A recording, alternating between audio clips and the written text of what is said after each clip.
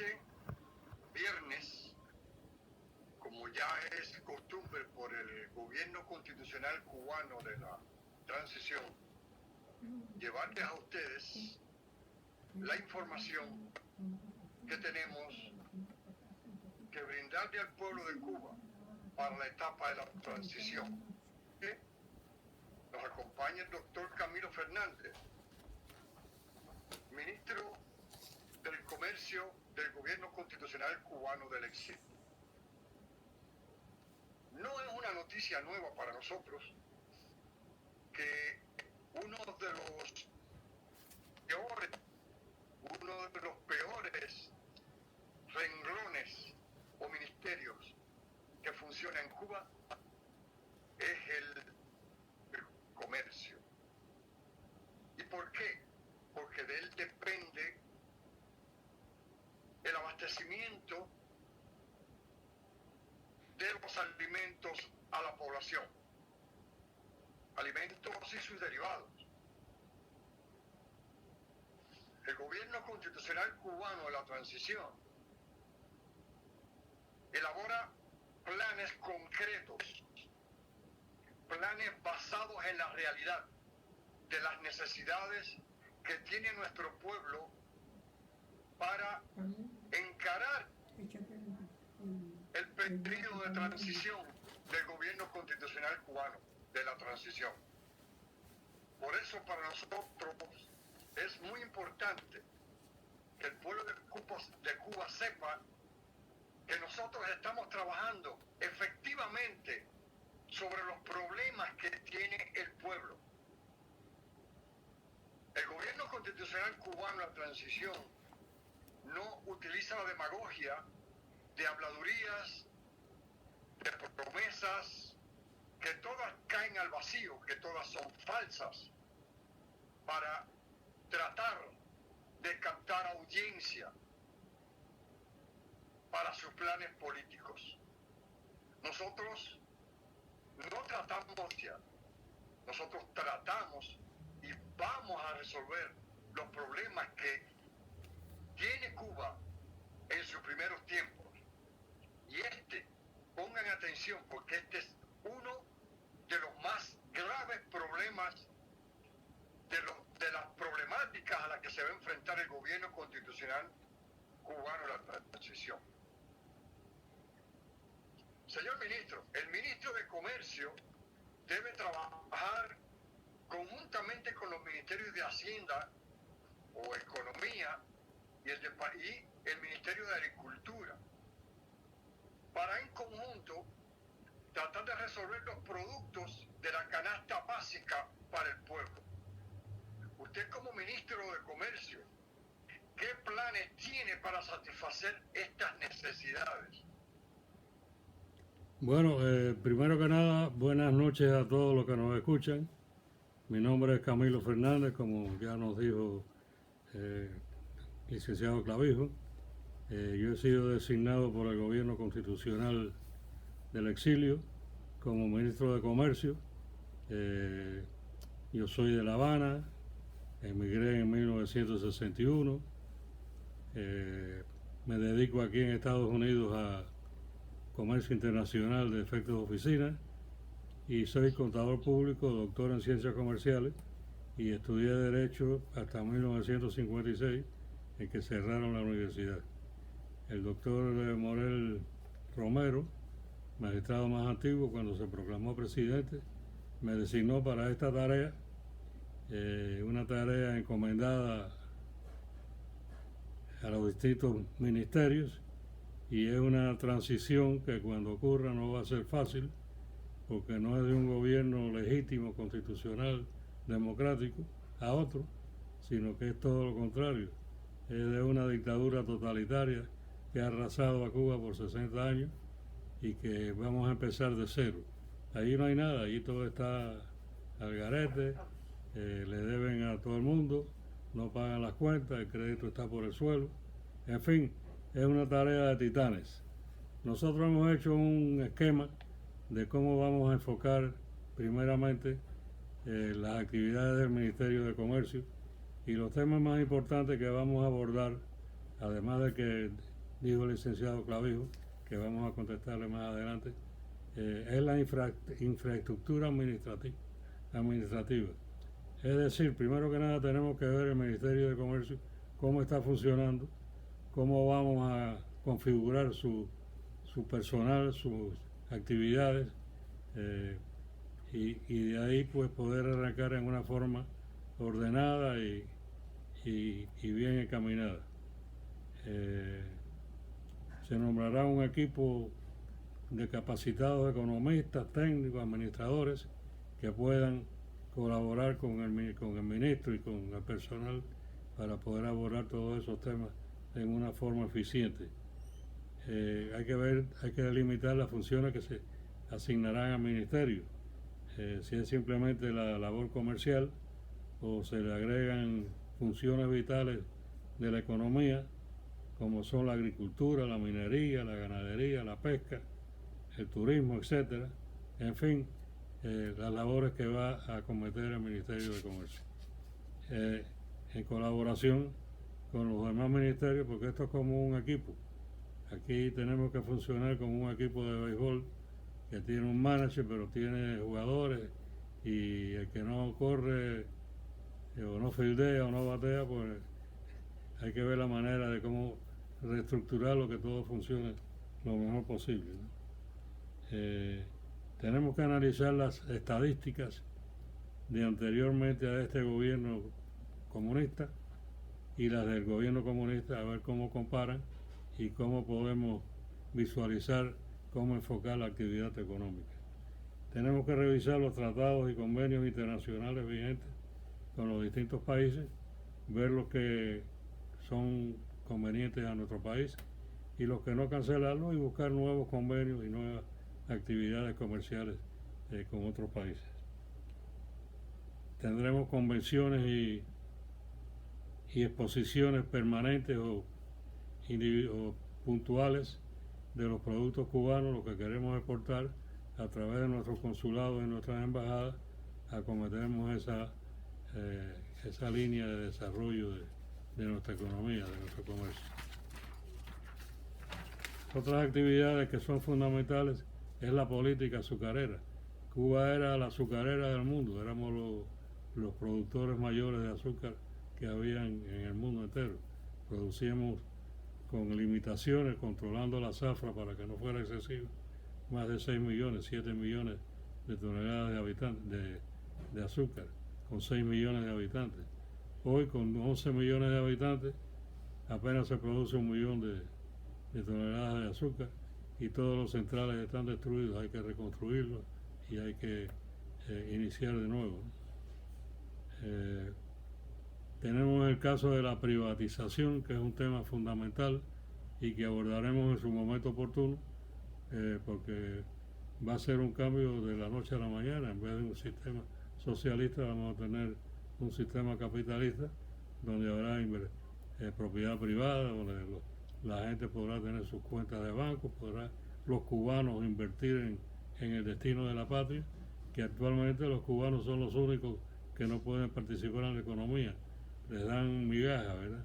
Les tiran migajas como paladares y limpiabotas y parqueadores y cosas de esas, mientras que los extranjeros son los que ponen las inversiones y tienen el control de la economía en conjunto con ellos, en sociedad con el régimen.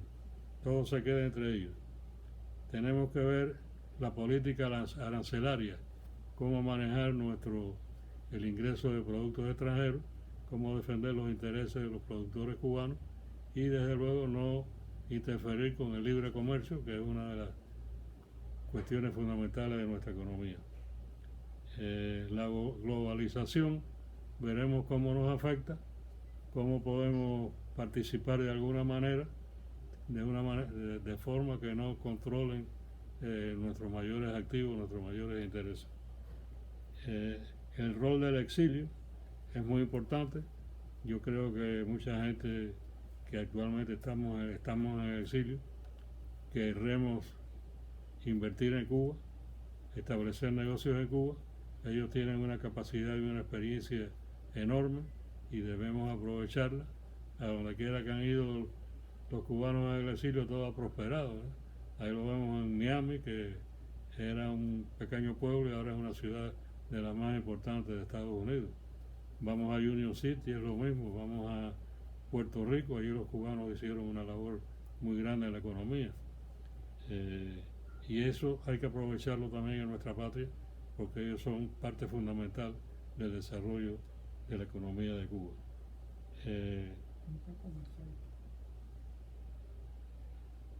Y fundamentalmente esa es la estructura que va a tener el Ministerio de Comercio, y conformar con el resto de los ministerios un equipo de trabajo que saque a Cuba del estancamiento que tiene, ¿verdad?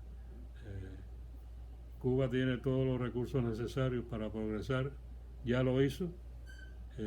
Vamos ahora a tener el 20 de mayo en unos días y se va a cumplir un aniversario más de la instauración de la República de Cuba libre y democrática, el 20 de mayo de 1902. Da la casualidad que han transcurrido casi 120 años, de los cuales la mitad fue República de Cuba democrática y la otra mitad ha sido el sistema comunista totalitario que ha reprimido todas las libertades y todos los derechos humanos. Y veamos qué logró la República y qué lograron esta gente. Hay una diferencia enorme, ¿verdad? Cuba está destruida. Lo que construimos nosotros y nuestros antepasados en 60 años lo han desbaratado esta gente en 60 años.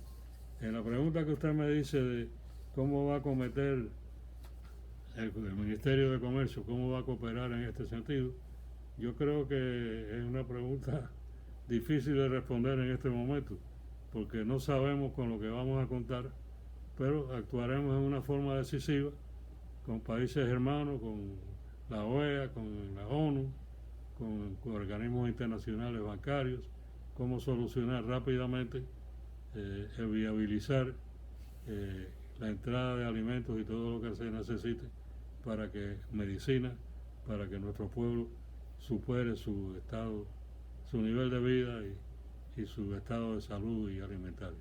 No sé si quiere ahondar más en la pregunta o tiene alguna otra cosa que pueda contestarle. Creo que está satisfecha esa pregunta, doctor, pero también podríamos nosotros ver cómo quedaría establecido el comercio exterior, digamos, por qué normas nos regiríamos, qué orden seguiríamos nosotros, porque por ejemplo Cuba no tiene dinero en estos momentos no tiene dinero, ni nosotros tampoco vamos a tener dinero.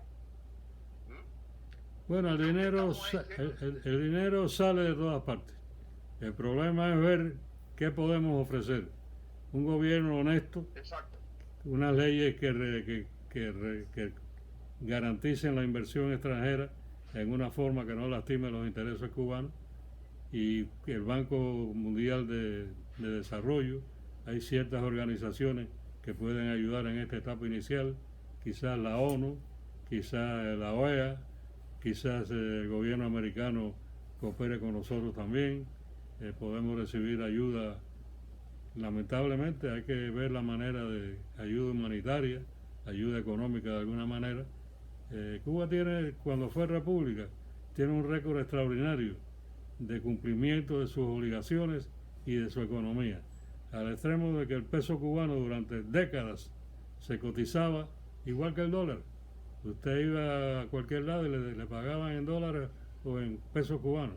O sea que Cuba tiene un aval en su pasado que garantiza que las futuras inversiones van a seguir por el mismo rumbo y mucho mejor con un gobierno honesto, patriótico, que garantice todas esas operaciones comerciales.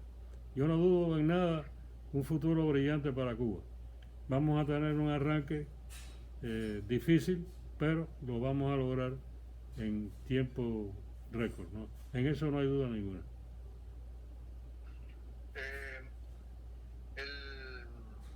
Nosotros hemos visto cómo otros países han recurrido a ciertas ayudas, como usted mencionaba anteriormente, a cierto tipo de ayuda con ciertas entidades bancarias internacionales, como el Banco Mundial, el Banco Interamericano de Desarrollo y de Comercio Internacional. Nosotros podemos recurrir también a esos bancos o y a otras organizaciones para solicitar préstamos. Desde luego que sí, vamos a explorar todas las posibilidades. Pero lo más importante es las inversiones que se produzcan en Cuba que puedan generar riqueza, ¿verdad? Y para eso tenemos que hacer leyes que garanticen a los inversionistas que se les van a respetar sus inversiones. No como ahora que el gobierno hace lo que le da la gana, ¿verdad? Cuando nosotros garanticemos y tengamos esa atmósfera de estabilidad en la República, las inversiones extranjeras vendrán y de los propios cubanos, ¿verdad? Y yo diría que del exilio. Nosotros tenemos que fomentar también que el pueblo cubano pueda tener participación en el lado económico de la nación, dándole bonos, dándole acciones en empresas estatales y después privatizarlo todo, porque la función del gobierno no debe ser labores comerciales o industriales, debe ser supervisarlas, proponerlas, propugnarlas y elevarlas al nivel que sea necesario. Cuba tiene una posición geográfica extraordinaria, es la llave del Golfo de México, ¿verdad? Por Cuba pasan el tráfico del Canal de Panamá, el de la Florida, todo lo que va para Sudamérica. La posición de Cuba siempre históricamente ha sido privilegiada y eso nos ayuda en nuestras intervenciones económicas, en nuestras políticas económicas. Prácticamente usted me respondió una pregunta que yo tenía en mente, que era sobre la cuestión del sector privado. ¿Cuáles serían las principales, en lo que el sector privado incipiente en Cuba podría invertir para sentirse plenamente que están cooperando con el desarrollo del país y que se sientan plenamente satisfechos con ellos mismos? Uh-huh. ¿Cuáles serían esas industrias donde ellos podrían invertir? Bueno, por ejemplo, la industria azucarera está en el suelo y fuimos los mayores productores de azúcar del mundo. Esa sería una inversión formidable para cualquier persona que quiera invertir su dinero, ¿verdad? Cuba está privilegiada con ese producto, la caña de azúcar. La caña de azúcar de Cuba es diferente, es mejor que la de muchos otros países. Usted cultiva una caña de azúcar y la puede estar cortando 6, 7 años. En otros países hay que sembrarla todos los años y no da el rendimiento que da el azúcar de Cuba. O sea, ahí hay un plano ya de entrada formidable para cualquier inversionista. La minería, hay muchas cosas que se pueden explotar en las minas. El mismo turismo puede de alguna manera mejorarse. Actualmente está controlado por el gobierno y algunos inversores, ¿verdad? Pero eso habría que abrirlo a todas las cadenas turísticas que hay en Estados Unidos, en España, en distintos lugares, ¿verdad? Que puedan abrirse hoteles de otros países. Allí no vemos nada más que hoteles españoles, son los únicos que controlan ese negocio. Esa es una cosa que podíamos abrir, los productos agrícolas de Cuba. Cuba es una fuente de riqueza enorme en su naturaleza. Exportar a Estados Unidos, a los distintos lugares que esta mercancía le sea propicia, pues promover ese intercambio comercial o a cambio de otros productos que nos puedan interesar a nosotros. Cuba es un país enormemente atractivo para cualquier tipo de inversión. Lo que hay es que garantizarle al inversor que su dinero va a estar garantizado por las leyes cubanas, que lo van a proteger y lo van a garantizar. Claro, yo consideraría, a mi poco entender en este aspecto, ¿no? Yo considero que habría que también trabajar en base de remover al inversionista cubano, o sea, al cubano, al nativo. Al nativo, de eso estábamos hablando. Al nativo, habría que removerlo de ese enquistamiento que tiene, de esos pequeños negocios No. que la tiranía la limosna, como usted dice, las migajas Las que le migajas ha que- dado la tiranía, habría que removerlos de ahí, Ujú. de esa, para que él se sienta que está contribuyendo, ¿no? Y que se sienta como realmente un inversionista Sí. en su propio negocio, ¿no? Sí, que sea parte de la economía de Cuba, que no esté marginado, como está marginado ahora. Correcto. Ahora todo es para el extranjero. El cubano no puede invertir nada más que en minucias, ¿no? Hay que darle participación en las grandes empresas de alguna manera, para que se sienta parte de la economía de Cuba, parte del progreso de Cuba, parte de Cuba, que Cuba es de ellos, no de los extranjeros. Una pregunta que me salta a la mente ahora, ya que usted estuvo hablando hace unos minutos atrás sobre la cuestión de los bancos y los préstamos. Nosotros como país que comenzamos en una democracia, que estamos prácticamente arrancando de cero, si pedimos esos préstamos a esos bancos, ¿cuáles serían las condiciones de pago que ellos nos podrían o que podríamos solicitar nosotros para poder satisfacer esas deudas en un futuro? Bueno, el récord de Cuba republicana es que siempre cumplió sus deudas. Nunca dejó de pagar alguna deuda. Ahora es al revés, ahora tenemos unas deudas enormes, no sé cómo las vamos a resolver, pero bueno, de alguna manera habrá que resolverlas. El momento, si fuera en este momento, sería propicio. Nunca los intereses de los préstamos han estado tan bajos como ahora. Ahora están apenas al 1%, una cosa así. Sería formidable poder hacer préstamos basados en la producción de Cuba, en el futuro de Cuba, con todas estas instituciones bancarias, porque el dinero está a un precio muy bajo, muy barato. Así que yo creo que ese no sería ningún tipo de problema, el financiar a Cuba con la economía de Cuba y el futuro de Cuba, ¿verdad? Una pregunta que a muchos le va a llamar la atención, porque a mí me salta también esa preocupación de cuál sería la respuesta a esto, ya que hay muchos inversionistas en Cuba.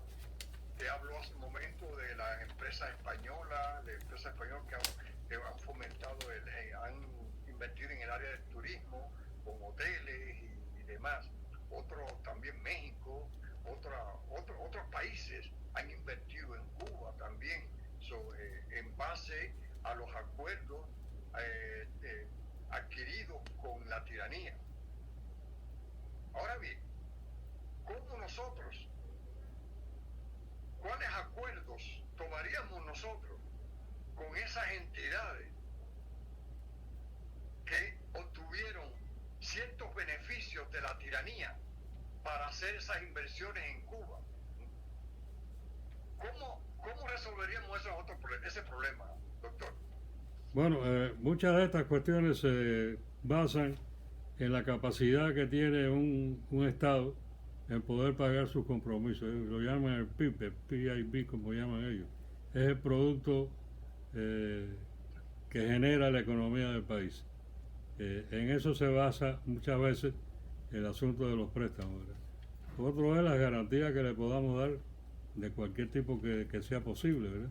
Pero son cosas que en el terreno se dilucidan y se resuelven. Siempre ha sido así y siempre será así. El dinero siempre está buscando un lugar seguro donde invertirse y tener algún beneficio. Y nosotros tenemos que garantizar que esa operación se va a cumplir plenamente, ya por ellos o ya por nosotros. Y el pasado que tenemos nosotros de cumplir siempre, eso sirve de aval también. No están tratando con una tiranía que lo único que hace es robárselo todo. Han recibido billones de dólares de la Unión Soviética. Han recibido billones de dólares de Venezuela. Les han hecho préstamos internacionales que nunca han pagado. ¿Y dónde está? Y se lo han robado todo. ¿Y dónde está ese dinero? Antiguamente había corrupción, no podemos negarla, ¿no? Pero ese corrupto que había en Cuba, lo primero que hacía era hacer un edificio de apartamentos. Ya por lo menos solucionaba en parte un problema de la vivienda, ¿no? pero estos corruptos de ahora se lo llevan para afuera y no benefician en nada al país. La corrupción se tiene que acabar completamente. El dinero del Estado es sagrado, señores. Es la patria, es lo que nos representa a nosotros. Cualquier funcionario que sustraya, se lleve el dinero público, va a tener el rigor máximo de la ley. En eso no hay ninguna duda. Pero, doctor, profundizando, ahondando un poquito más en ese asunto, ¿cuál sería nuestra responsabilidad ante los préstamos que ha pedido la tiranía y que no los ha pagado? ¿Cuál sería nuestra responsabilidad como gobierno constitucional? Sí. Los préstamos de la tiranía son cuestionables, ¿verdad? Eso habría que tratarlo. Eso no es un sistema, unos préstamos que podamos decir que sean regulares, que sean como los que pudiéramos hacer nosotros. Es un gobierno de facto, un gobierno que no tiene apoyo popular, me imagino yo, y que en definitiva está quebrado, no ha pagado sus deudas. De alguna manera nosotros tenemos que resolver ese problema. Habrá que hablar con todos ellos, ver las posibilidades que tenemos, ver el futuro de Cuba y ver en qué forma nosotros podemos de alguna manera soslayar ese peso que nos dejan. Pero tenemos que ver en el futuro, que es lo más importante, qué préstamos podemos necesitar y podemos conseguir. Y ahí es donde yo le digo que la economía de Cuba es la que puede respaldar ese tipo de préstamos, pero más importante que todo eso son las inversiones, porque las inversiones generan trabajo y generan riqueza, crean riqueza. Y esa es la conjugación de estos problemas. En este momento, imagínese usted, yo no sé a cuánto ascienden esas deudas que contrajo esta tiranía, pero no me preocupan. Lo que me preocupa es el futuro de Cuba. Las deudas antiguas ya se verán cómo se liquidan o cómo se soldayan. Pero lo más importante es establecer la economía que va a sacar adelante al pueblo de Cuba. Ya cuando Cuba, en el 20 de mayo de 1902, venía de 30 años de guerra de independencia. Cuando Cuba logró su independencia, Cuba estaba arrasada por completo, ¿verdad? Y sin embargo, en 60 años, fíjese lo que se hizo. Cuba era uno de los países más importantes de América y del mundo. Yo me fui de Cuba en el año 61 y fui a España. Y el nivel de vida de España, que era la madre patria, era muy inferior al nivel de vida que había en Cuba. Tuve la oportunidad de visitar Rusia cuando estaba Gorbachev y aquello daba vergüenza. Los rusos decían que si los cubanos estaban locos, que en Cuba se vivía, cuando era república, 20 veces mejor que en la Unión Soviética. O sea, Cuba era un país privilegiado, ¿verdad? En todos los órdenes. Los cubanos que hemos salido de Cuba, todos han prosperado, ninguno ha fracasado. Y por eso le digo que el futuro de Cuba no tiene problema. El futuro de Cuba lo que necesita es encauzarse por la vía legal, por la vía constitucional, respetar los tratados y organizarse en una manera que los inversionistas tengan confianza en el futuro de Cuba, porque Cuba tiene todas las posibilidades de progresar y eso es lo que le interesa al inversionista. El inversionista no va a producir, a invertir en un país que no tiene futuro, que no tiene recursos. O sea, que todo nos favorece en ese aspecto. Yo en eso no estoy preocupado. Sé que los primeros meses pues habrá que negociar y habrá que resolver 20 problemas, pero que se van a resolver. Muchísimas gracias, doctor Camilo Fernández, por su participación en el programa de Gobierno Constitucional Cubano La Transición, que le informa al pueblo de Cuba cuáles son los planes que tenemos. No somos un partido político, no somos un movimiento político que tiene que presentar una plataforma al pueblo. Nosotros estamos trabajando para darle solución a los problemas graves que tiene Cuba, producto de los años que ha vivido bajo una férrea tiranía criminal y asesina, que ha sumido al pueblo de Cuba en la más atroz hambre y miseria que nunca había sufrido este país. Y creo que en la América Latina ningún país ha sufrido tanto como el pueblo de Cuba, aportando miles de muertos, personas que se han ahogado huyendo, hombres valientes que murieron frente al paredón y en los campos de batalla luchando contra las tropas comunistas del tirano. Y déjeme decirle un último pensamiento, ¿verdad? Que para lograr la libertad de Cuba necesitamos la unidad de todos los cubanos, del pueblo de Cuba, tanto de la isla como acá en el exilio. Y lo único que en este momento lo puede lograr es el gobierno de transición de la Constitución de 1940. Aquí caben todas las ideas. La razón de nuestra existencia es propiciar que se restablezca la democracia, que haya unas elecciones libres, impecables, donde puedan aspirar todo el mundo. Hay muchos aspirantes que aspiren, si eso es lo bonito de la democracia. Y que cuando yo termine mi función, si es que llego a verlo, el mayor anhelo de mi vida será decirle al nuevo ministro de Comercio: aquí te entrego esta cartera, cuídala con cuidado, ámala como a tu vida. Y así podremos morir en paz. Muchas gracias por la entrevista. Ok, muchísimas gracias. Muy bellas sus palabras, muy interesantes, muy profundas. Tienen una profundidad enorme esas palabras que usted ha dicho, porque ciertamente lo único que puede resolver el problema de Cuba es la unión bajo la Constitución del 1940.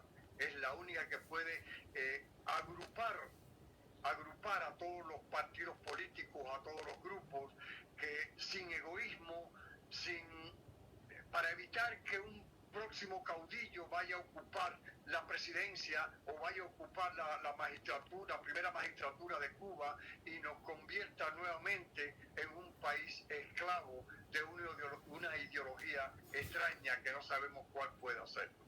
Muchísimas gracias. Todo depende de las preguntas que nos hagan, que le hagan ustedes, los que están escuchando este programa, al doctor Camilo Fernández, ministro de Comercio. Y si son muchas las preguntas, pues bueno, tendremos que traerlo nuevamente para que le dé respuesta a esas preguntas, esas inquietudes, esas dudas que ustedes puedan tener. Muchísimas gracias y muy buenas noches, Cuba. Muy buenas noches, exilio. Muchas gracias.